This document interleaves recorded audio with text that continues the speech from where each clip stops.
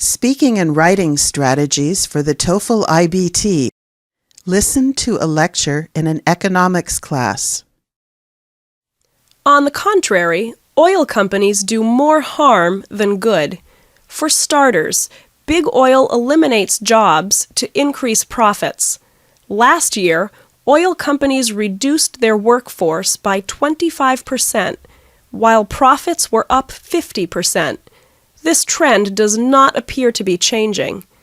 Also, oil companies avoid paying taxes by moving overseas. One company, Hamilton, moved to Dubai to reduce its U.S. corporate tax rate. How does this help our roads and bridges? Worse, petroleum products are the #1 cause of global warming. Every day, cars pour billions of tons of CO2 into the atmosphere. CO2 has been directly linked to the greenhouse effect. The evidence is clear. Oil companies do more harm than good.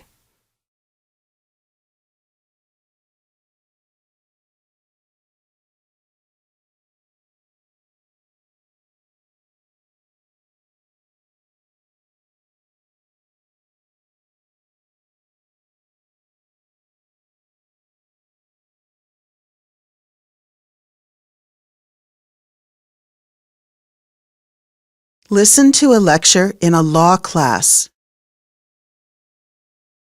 It happens every second of every day all over the world. One click and that new song, the one you didn't pay for, is on your iPod. You may think it's legal. After all, downloading music is fast and easy, right? Think again. It goes without saying that downloading music off the web without paying for it is a crime. I know. Some will argue that it's my democratic right to download music without paying for it. Nonsense. The Internet might have started out with the intention of being a democracy, but believe me, those days are long gone. The Internet these days is about two things: information and money. Big money. One of the biggest money makers on the web is music, and music is protected by law. If you download U2's latest album, let's say, and you don't pay for it, then you are breaking the copyright law that says U2 owns that music. It is their property and you just stole it. If you want to listen to U2, you've got to buy it. No ifs, ands, or buts. Also, the artist has a legal right to get paid for his or her work no matter how or where it is downloaded. How would you like it if somebody were stealing your music? This is exactly what Napster was doing. Napster was the first peer-to-peer music sharing site. Musicians, however, took Napster to court for not paying royalties, money owed each time a song was downloaded via Napster. Napster argued that it was just helping friends share music. The courts disagreed. Napster paid a big fine and is now a pay site. Moreover, illegally downloading music off the web is not a privacy issue. If you break the law by illegally downloading music, you are a criminal. I'm sorry, but you can't have it both ways. You can't break the law and hide behind the privacy issue. The law is clear. Criminals have no right to privacy, period.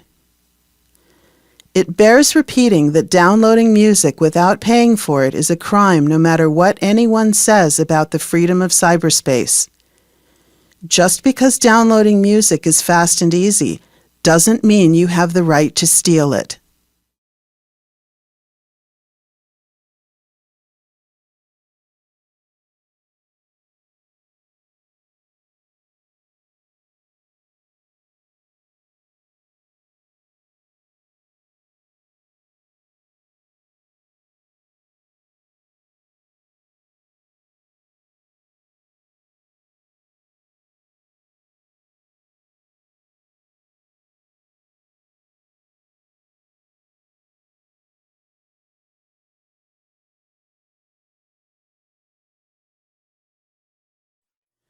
Listen to a lecture in a business class. We Americans assume that all business cultures are like ours. Nothing could be further from the truth. Many Middle Eastern and Asian cultures prefer to do business face-to-face. Discussing business over tea or while having dinner is an integral part of the business process in these cultures. Such traditions help develop mutual respect and trust not only between business partners, but between international employees working for the same company. Unfortunately, in the rush for convenience and cost saving, Americans fail to appreciate that not all business cultures view teleconferencing as the ultimate business solution. The article goes on to say that blue-chip companies saved an average of $40 million last year by cutting travel costs. What the article doesn't tell you is that for every dollar saved by cutting travel costs, these same companies paid $2 to upgrade their intranet systems. Teleconferencing might be fast and easy, but it's certainly not cheap, especially when companies need to continually upgrade their computer systems if they want to stay competitive. Some would argue that teleconferencing is the perfect tool for problem solving, especially when operating under a deadline. Yet, how do you know if the information you're receiving is timely and accurate? A good example is the American who called up a colleague in Japan. Because the Japanese colleague was new and did not want to lose face, and because the American was his boss, he told the American exactly what he wanted to hear. The American believed he had the solution to his problem, only to realize later that the information was not accurate.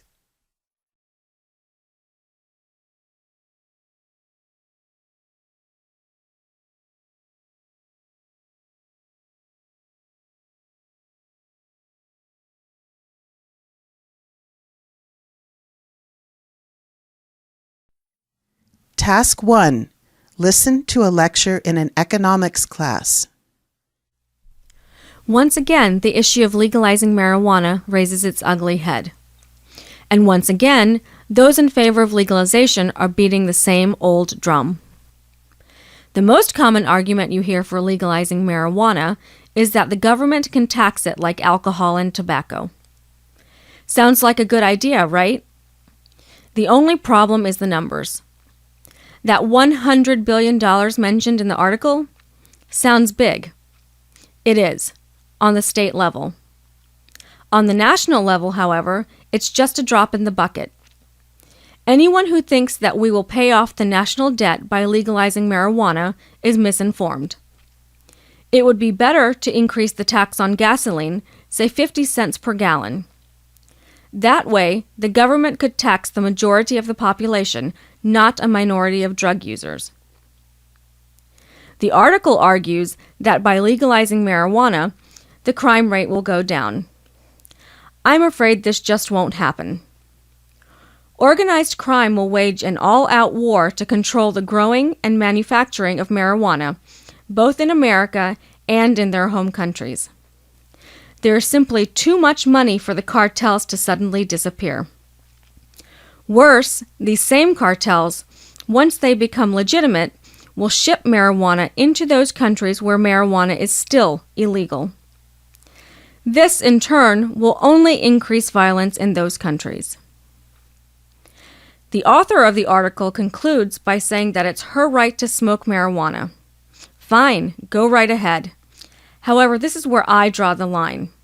This country is already addicted to too many drugs, from alcohol to tobacco to prescription drugs. Yes, you have the right to poison yourself as you please, but you don't have the right to throw gasoline on a fire that is already burning out of control. That fire is the drug problem in America, and it is only getting worse.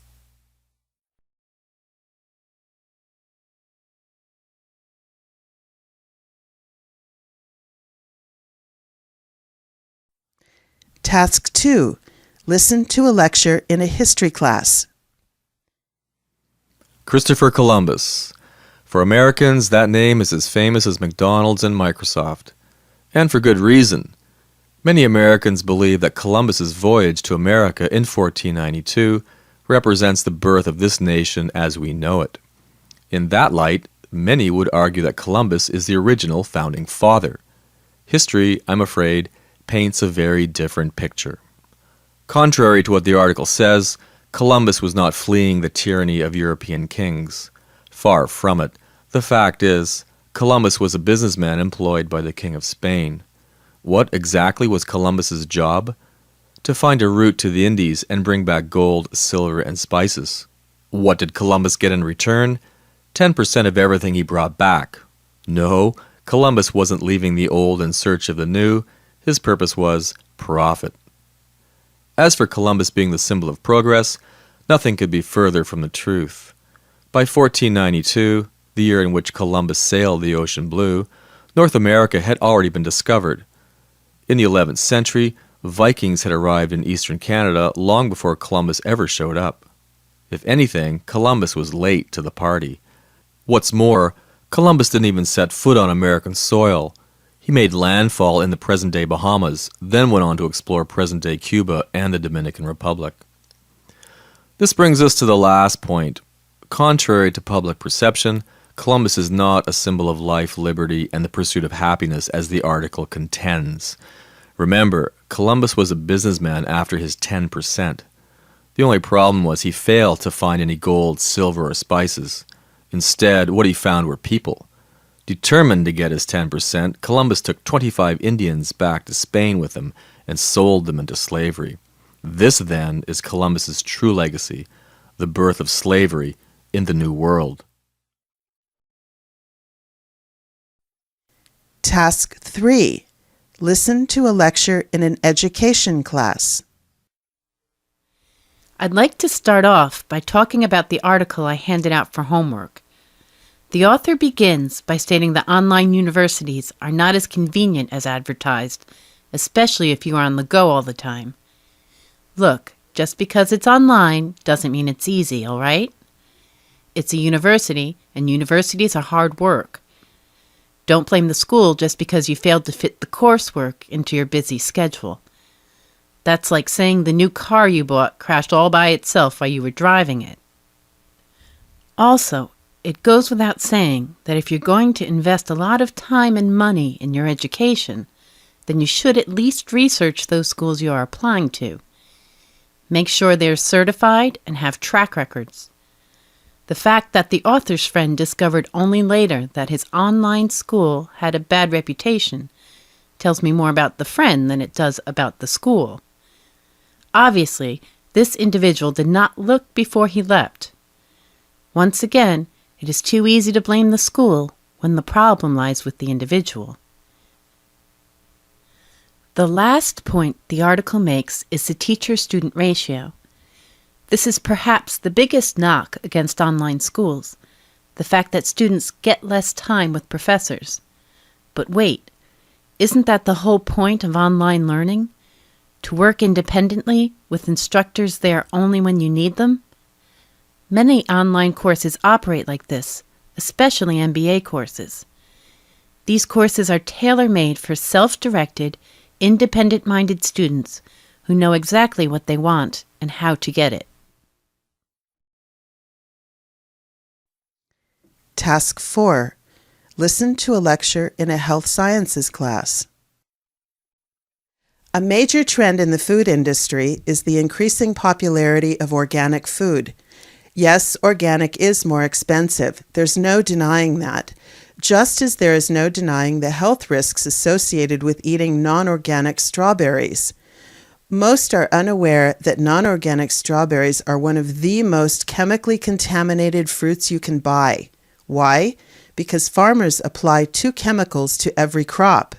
A pesticide to protect the fruit from insects and a fungicide to protect the roots from fungus. Both the pesticide and the fungicide contain chemicals that have been linked to breast cancer in women and to a 50% reduction in sperm count in men. By eating organic strawberries, you can substantially reduce your exposure to these risks. The author goes on to say that organic food is hard to find. This is simply not true. All you have to do is go to your local grocery store and you will find organic food. Many of the bigger stores, for example, even have organic sections. Not only that, but Walmart now offers a wide variety of organic produce. In fact, I buy a lot of organic products at Walmart, such as milk and cottage cheese, and yes, even organic rice. As for non-organic versus organic milk, of course, there's no difference in taste. Why should there be? The whole point of organic milk is not to change the taste, but to eliminate pesticides and other man-made chemicals from the milk production process. A big part of that process is the genetically engineered growth hormone RBGH. Farmers give their cows RBGH, which in turn makes the cows produce far more milk than is naturally possible. Worse, RBGH stays in the milk and enters your body when you drink it. Moreover, research has linked RBGH to colon, breast, and prostate cancer. In the end, buying organic is an investment in your health. Personally, I don't mind paying a little extra. At least I know what I'm eating. Task 5. Listen to a lecture in a business class. Look, how can anyone talk about funding space exploration when here in America 13 million children live in poverty? That number increased more than 11% between 2000 and 2005, and it's only getting worse. And you want my tax dollars to fund another joyride to the moon, or worse, Mars? I don't think so.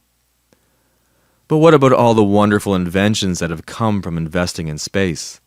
Imagine if instead of ski boots, we had a functioning healthcare system, and instead of edible toothpaste, we had an educational system that actually worked, or a high-speed rail system linking the major cities.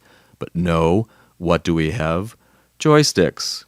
Seriously, we don't need to sink any more money into space exploration. What we need is more social responsibility down here on Mother Earth. And what about space travel? Imagine honeymooning on the moon or Mars. Very romantic and expensive. Case in point, a round-trip ticket on a Russian Soyuz spacecraft heading to the International Space Station will cost you a cool $25 million. Will space travel get any cheaper? Not likely. Space tourism is and will always be the playground of the super rich. Finally, those who support funding a new era in space exploration argue that we must answer the big question: are we really alone in the cosmos? My answer to that is, who cares? We have children going hungry, our bridges and roads are falling apart, our jobs have vanished overseas, and our educational system is a disgrace. I say, forget the little green men and the honeymoon suite on Mars, and focus on the average guy and gal struggling to make ends meet on Main Street.